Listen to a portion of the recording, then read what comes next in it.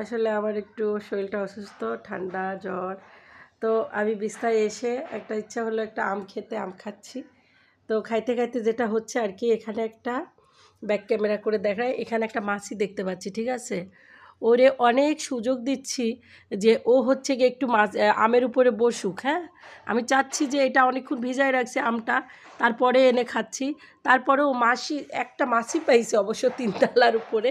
তো মাছিটা কখনোই এই খাবারের উপরে আসতেছে না। কেন আসছে না আমি বুঝতেছি না। আসলে কি একটি ফরমালিনযুক্ত আম খাচ্ছি? হ্যাঁ, যেহেতু আমরা জানি যে ফরমালিনযুক্ত আমে হচ্ছে গিয়ে মাছি বসতে চায় না। এখন তো ওটাই দেখতেছি। ওরে কাছে নিয়ে যাচ্ছি আমি যে একটা মাছি এসে বসুক। আমি ওকে অনেক সুযোগ দিয়েছি বসার জন্য, ঠিক আছে? এই আয় ধর, ধর, ধর। এই যে মাছি কই গেল? এই যে আয় ধর। ধর না। এই দেখেন ও কখনোই বাটিতে কাছে আসছে না, হ্যাঁ? আমি সরে যেয়েও দেখছি। আসছে না। আয় না। এই যে নে ধর, ধর তোর জন্য আম। দেখছেন? কি খাচ্ছি কি বলেন? খাচ্ছিটা কি? আমার মুখে টুখে লেগে আছে।